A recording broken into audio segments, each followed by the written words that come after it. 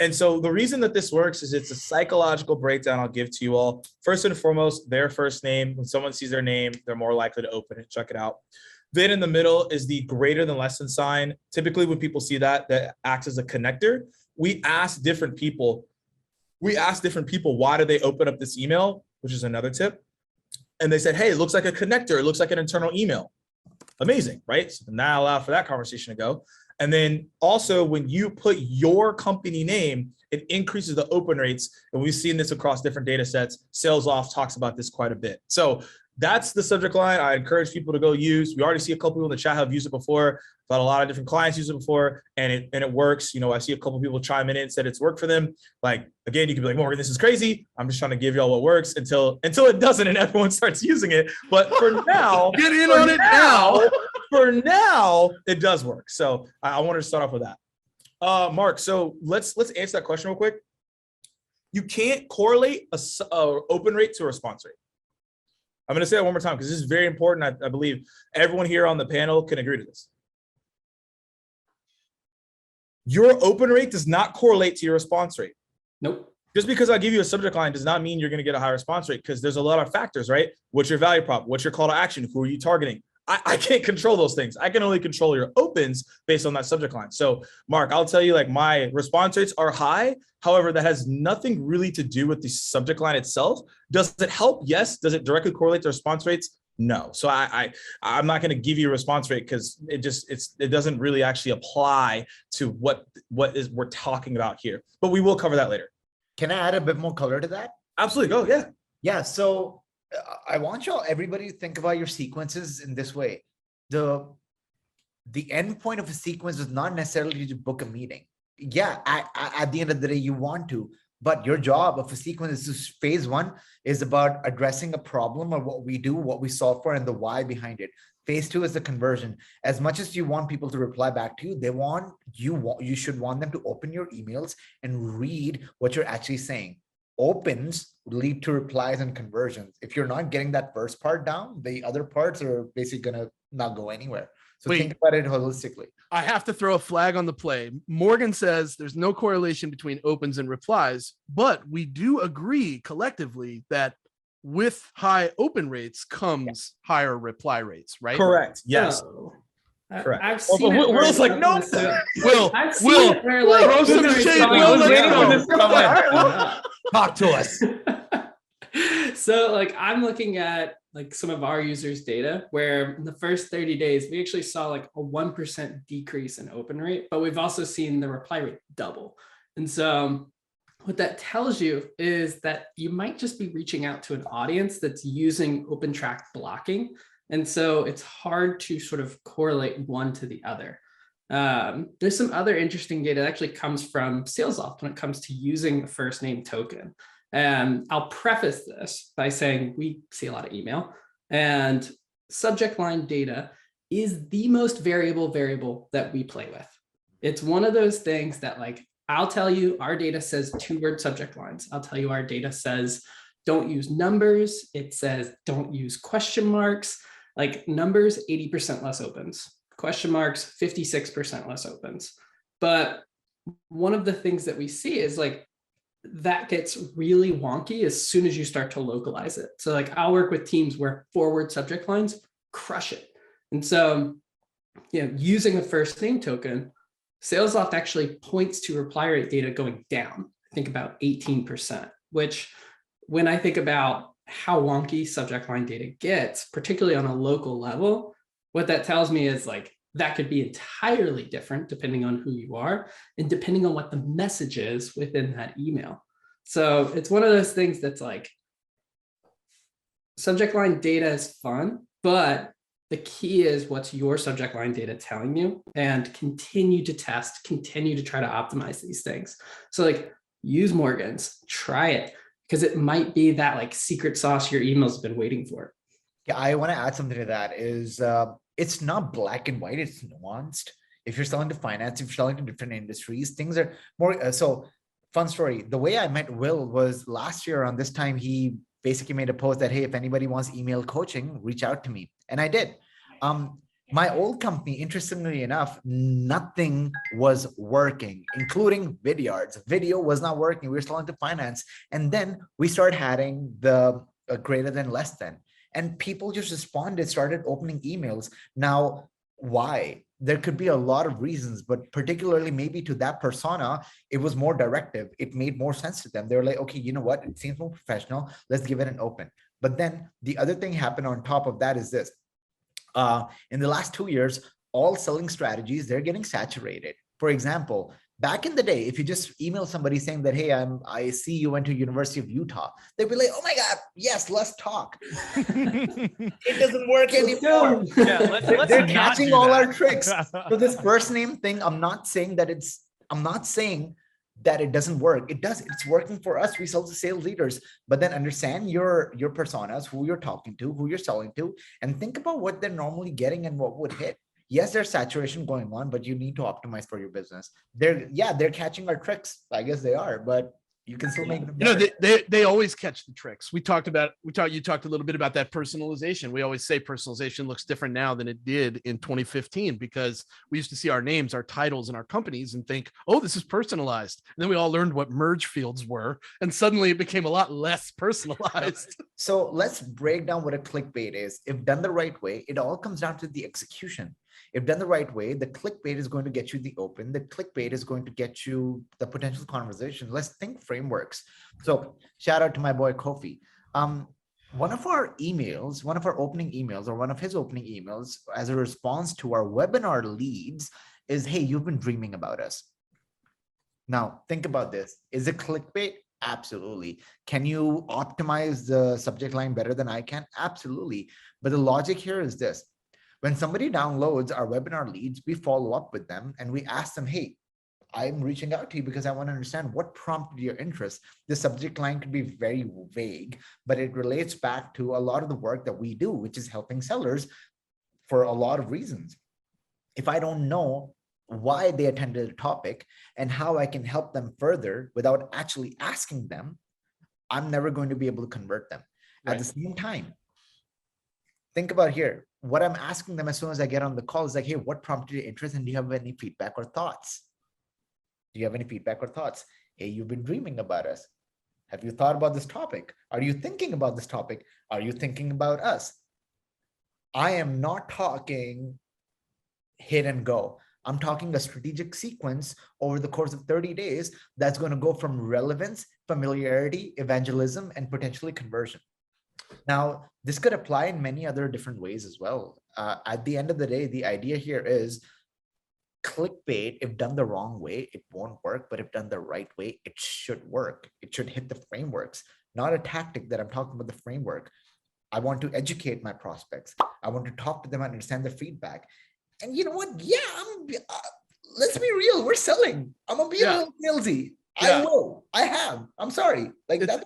I think also we feel like we can't be that salesy person, right? Do you guys let us know in the chat. Are you feeling a little different right now about the use of clickbait now that we've got a little more context around the better way to leverage clickbait? Morgan, what were you going to say? Yeah, I think the key thing is that like each word has a certain meaning and people feel some way about it, right? When you say sales, people think slimy, aggressive, etc. Think clickbait, you think like, oh, they're trying to like finesse me or trying to like cheat me out of something. The best way to think about clickbait is literally just pattern interrupt. That's what he's talking about. Is like, how can you interrupt people's patterns and they see something that they typically don't see? So it's I wouldn't call it clickbait. We use clickbait to clickbait you to pay attention, but at the same time though, it's about being a pattern interrupt more than anything. And that's how I think about emails. Like, how can I interrupt someone's pattern so when they're scrolling on their phone, they're like, whoa, okay, that's different than what I typically see. And that's like the way that I would see that. Will, I see you, buddy. I see you. Go ahead and rip it. I think one of the key things with Saad's point here is like it ties into the copy of the email. So it's not like some weird disjointed, like we've actually run some experiments with this where we've tried to make it sound as internal as possible. We did Q4 email results and we sent it like beginning of January and we got 95% opens. Like people were like, what is this? But like the responses weren't there. And so we're like, okay, we went too far, right? We sort of like took clickbait and did it the wrong way, as opposed to like re-engaging old prospects and having a conversation with them about like, hey, here's some email tips for how to do that, right? Like there's better ways that we could have written that subject line that would have tied into the copy. And so it's a easy example to sort of see like. I want to add a little bit more to that is this. So think about a VP of sales. My boss, Michelle, yes, she puts educational strategic material on LinkedIn, but she's not always on LinkedIn. She's not reading through hundreds of emails. There's limited real estate space in her head. So logistically, and given by her responsibilities, if I'm reaching out to other VPs of sales, I need to capture their attention. I need to get the email open first. Another thing you can do if you don't want to be pattern disruptive or clickbaity, as I would like to call it, make sure the subject line relates back to the body of the email. That is specific exact example. For example, for selling to doolies, we sell to AEs, we sell to managers and VPs of sales. But when we sell to AEs, we talk pipeline management. When we sell to sales leaders, we talk forecast accuracy. I've talked a lot about this recently, especially with like sign-offs that are more attractive. CTAs have to be more attractive than what they are right now. Can I have 15 minutes of your time? Do you want to connect? It's just not enough anymore. We have to stand out. So let's talk about CTAs. Who's going to kick this one off? I'll give like a high level. I think one of the biggest things is that if you want to like break it down, and I think we could go even deeper, there's like 3 different types of call to actions, right? So one is like directly, like you said, asking for time. Do you have 15 minutes, 30 minutes? That one people see all the time. You could use those accordingly, but like obviously those are typically overused, right? 2 is like, you all have heard it from multiple different creators on LinkedIn. You've heard all of us probably say it in our content, which is the interest call to actions. Like, would this be worth the conversation? Like, would you be opposed to connecting with me? Like, you all have heard this before. And the third one that I think is the most under leveraged one that leads to conversations is asking someone to essentially like check something out. So you might be like, hey, like, would you be open to reading the PDF I would send over? Or like, would you be open to like checking out the case study that I have on this? So that way that invokes a conversation where I'm giving you information, I'm giving you insight that you would actually go check out, and I can follow up with you on that. That starts a conversation, and that those are lower lifts. So I think it all starts off with, how can I make sure, right, that I can like get these 3 call to actions accordingly across my different messaging. I always like going frictionless at the beginning and then getting more direct as you go on, because it creates more familiarity. But that's where I would start with the call to actions. I know there's probably more data and insights y'all can provide, but that's what I would also say on like the 3 high level. I'm gonna pass it to Will first and see what Will's response is to that, and we'll wrap it up with Saad, because I know Saad's fired up about this. He's been waiting. Oh man, so there's some really interesting data on this. So if I write an email with 0 questions versus I write an email with 2 questions, statistically, I will get more replies with 0 questions, because the question isn't the most important thing in the email. The most important thing is like that you hit the value prop and it's something that they're interested in. But there's ways that you can write your CTA that don't necessarily require a question. I refer to them as conditionals or implied conditionals. So if then statements, that's a conditional. So if this resonates, let's chat, let's connect. The other one would be curious if this resonates, right? It's an easy structure that you can add in that switches things up, that you can run in and test. Regardless, I like to keep whatever the ask is very short and easy to respond to. On that same note of easy to respond to, if you think about like, what is easy to respond to? Yes or no, right? But you can switch that up. I could say, hey, do you use Salesforce or HubSpot? Do you use Saad Apollo or SalesLoft? Yeah. Right. That's an easy thing to respond to. It's not me saying, hey, where do you want to go eat tonight? It's me saying, hey, do you want to go to this restaurant or that restaurant? You ever notice that when you say that to somebody and they say, I don't care, you throw out like 3 things and then they're like, nah, I don't want any of that. And you're like, yo, you clearly care. I love how that question, where do you want to go eat? It's the worst question to ever ask. Also, I pull up Google Maps. It's like a nightmare for me. It's like, where do I go? Just start rolling through the list. Also, why do I have to follow Will after he talks about ifs and ands and I just talk about gibberish? Like, just literally, okay, it's not actually gibberish, but okay. Let me add a little bit more layer to it. Is look, all subject line experts are going to tell you today that it's not about getting them to agree to something. but it's more so getting them to continue talking about this one thing. So whatever that means for us, something that we like to use is very simple. Hey, want to hear more from me? And we type it out as wanna, WANNA. Let's take a step back and talk in a bit of macro sense. Is people are not going to say it, but you can absolutely make your mass emails seem like they were one-off emails. How? Throw in some punctuation errors there, throw in a wanna, gonna, just, humanize your emails more. At the same time, there's a bigger thing going on in the industry right now about email deliverability issues, which is people are asking for CTAs, callbacks. Hey, would you like to hear more from me? Are you interested in talking about this? Look, what I'm about to say about the subject, about the CTA is not any different to what Will, Morgan, and James are going to tell you.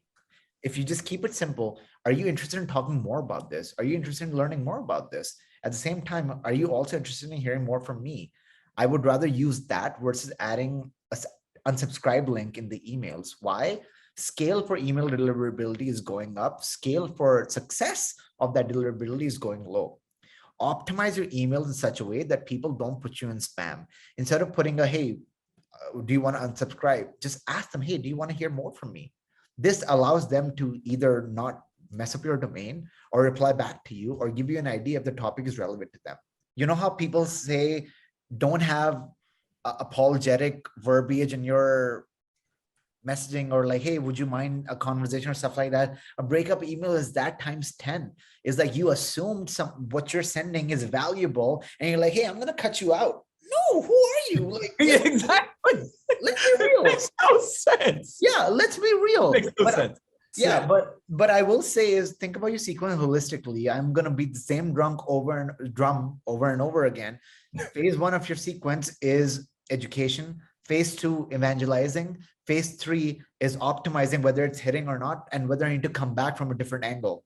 And you can spread that out. It's very well known. Sam Nielsen from Outreach, the Agoji method, 16 steps over 30 days. And the first step is a 3-touch bump: LinkedIn, phone call, and email.